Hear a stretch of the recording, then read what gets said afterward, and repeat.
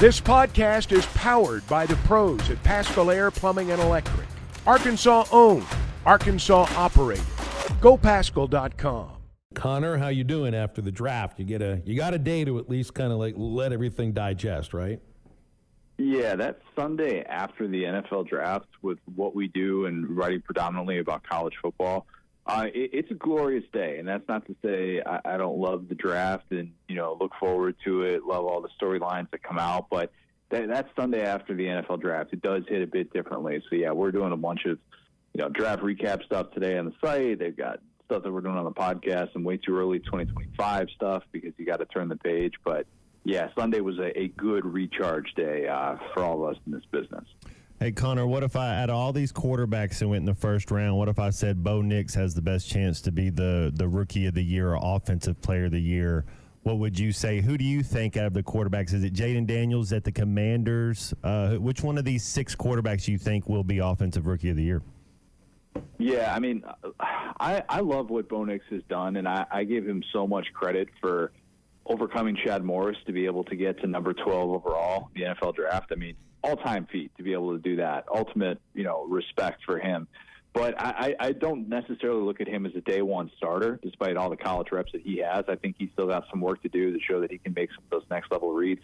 So I probably wouldn't go in that direction. I would instead go in the much more biased direction of Caleb Williams, just because look at the pieces that he's surrounded with. And I know the history of Chicago Bears quarterbacks as well as anyone. Trust me, that is my entire life. But you look at the pieces that they've been able to add at the wide receiver position with Rome Odunze, with bringing over a Keenan Allen, and then DJ Moore, who was tremendous last year. And then you actually have a really good defense already. And that's just not a team that typically picks at number one. So if they can stay healthy at the tackle spots on the offensive line, like Caleb Williams is going to have some growing pain moments, but he's a starter from the jump. And there's a reason why there are Bears fans who are so unbelievably excited and convinced that this time will be different.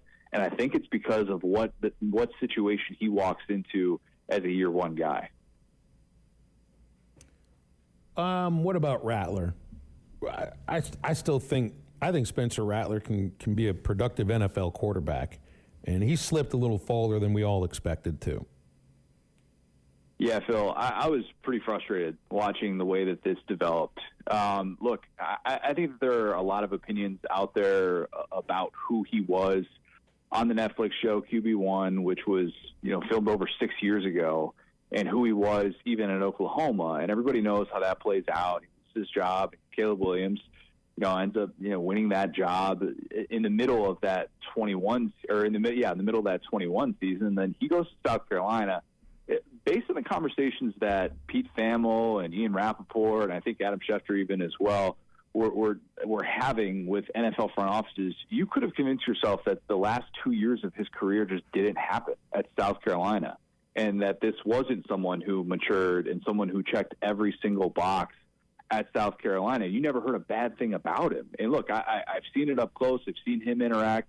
I know from talking with people there, he checked every possible box. And still, you have people bringing up a Netflix show from high school and, like, who he was at Oklahoma. And, depending on who you talk to, like, his perceived reputation there was much different than what, people were saying about him. I just didn't get it. And I thought this year he had every reason to complain with how bad that offensive line was, and he loses his best receiver, and he had his best season. And so for that guy to fall as far as he did in the 5th round, I'm not saying he's an NFL starter from the jump, but I looked at that as just a great injustice for someone that has really done a lot of the things that you would hope someone in his position would do who had those ups and downs early in his career. I'm an Xavier Legette fan. He went in the last pick in the first round. Hey, Connor, the other kid, the other Xavier that went to the Chiefs, and then Ricky Purcell, that would be the last 3 receivers drafted. Out of those 3 receivers, which one of those guys you think went to the best spot to have instant success? I think Ricky Pearsall. Ricky Pearsall was a stud at Florida this past year. I mean, I think people would be stunned that, because they want to put him in the traditional wide receiver box, they would be stunned to see how good his catch radius was and how interchangeable he was in that offense. Some of the plays that guy made this year with a quarterback situation that look, was good, but they weren't necessarily stretching the field in ways that I think other teams were. I think that there were a lot of people that once they had a second chance to be able to look at Ricky Pearsall, they were thinking, man, this guy is phenomenal. And I don't know if you guys saw the reaction that C.J. Stroud had. I think it was a Bleacher Report live stream that they were doing, but C.J. Stroud had this notable reaction during this live stream where he was so bummed that Ricky Pearsall came off the board because he was hoping the Texans were going to take him. And he's like, that guy can flat out ball. And I think he went to a situation with the 49ers where, look, they're figuring out what they're going to do with Brandon Ayuk. I know that the Deebo Samuel contract could be one that they try and move off of as well. So they got so young at that spot, and they get somebody that's going to be able to step in and be put all over the field as this interchangeable piece in Kyle Shanahan's offense. I think he's got the tools to play right away and play for, maybe one of the best teams in the NFL. Who had the most players drafted this year overall? And if it was not in the SEC, who had the most drafted out of the SEC this year? Well, it is kind of an SEC storyline because Michigan ends up having the most players drafted overall. They had 13 players drafted, but the entire storyline was that Michigan was going to break Georgia's record from a couple of years ago, and Georgia had 15 selections in the 22 draft, and the thinking was that Michigan would do the same. And they actually had 3 of the last 9 picks in the draft to be able to get to 13. So they came up short of that. How about Texas having 11? 11 picks from a team that went to the college football playoff. They won the Big 12. They won in Big 12 play by an average of 17 points per game. And Steve Sarkisian returns a team that's top 25 in the country in percentage of returning production.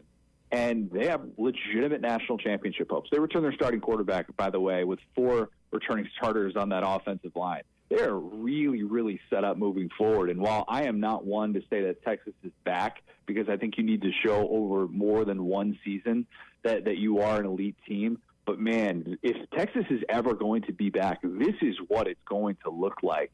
I just thought they had an absolute whale of a draft, even compared to a team like Alabama, who had 10 selections, or Georgia, who had 8, felt like it was a legitimate national championship contender. Yeah, I like Seattle's pick. They got that D lineman, Byron Murphy, the second out of Texas. He fell to the 16th pick. Brock Bowers falling to the 13th. I was really surprised. Atlanta. I'm a Michael Penix fan, so I really kind of thought that Atlanta might take the hometown guy there.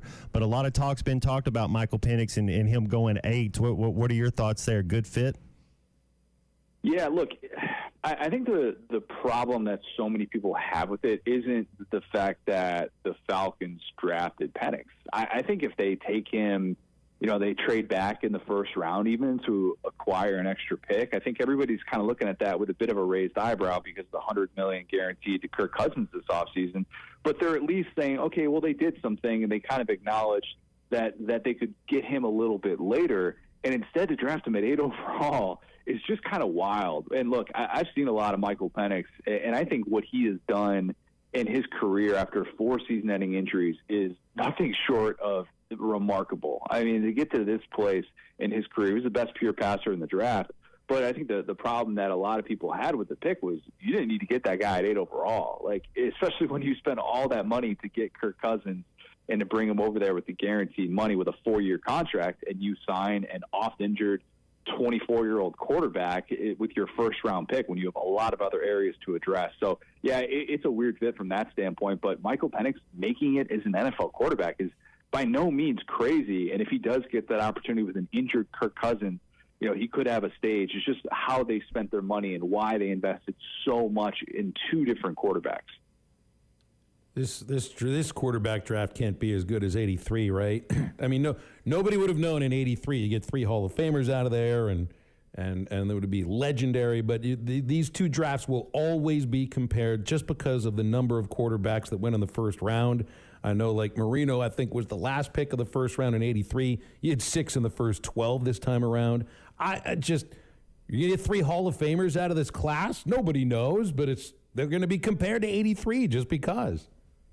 Yeah, they will be. And I was surprised that it was 6 in the first 12. I didn't think that'd be the case. I was kind of mentally setting the over-under at 4.5 and thinking that I would probably take the under. And I thought McCarthy would be the 4th quarterback picked, and then Bo Nix and Michael Penix would have to wait until night 2 to hear their names called. And instead, it felt like everybody was saying, well, the quarterback class for next year isn't very good, so we've got to go up and get one this year. And then the gap that came between Bo Nix at 12 overall and Spencer Rattler at 150 overall, that is an unprecedented gap at quarterback. And it kind of tells you, look, people aren't really drafting for backup quarterbacks. That's just not the way that the NFL typically works.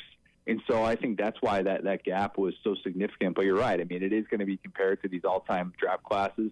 I think there are a lot of people also wondering at the same time, will this be 2021, that quarterback class that seemed really top-heavy, that you're looking at now going, man, Trevor Lawrence is like the only guy that's still with his team, even, heading into year 4. So, yeah, it's going to have a lot of eyeballs on it. There will be some busts and probably a couple of Hall of Famers. Hopefully Caleb Williams is, at least one of them. So what do you think when you see that Jaden Rashada now ends up at Georgia? It goes from, I think he was committed to Miami initially, and then it goes Florida, NIL blows up, Arizona State, 2 or 3 games? So red shirt. Now Georgia, which must mean the NIL worked for him this time around in the SEC. Maybe it did. The Jaden Rashada situation is shades of Tate Martell, and that's what I worry about.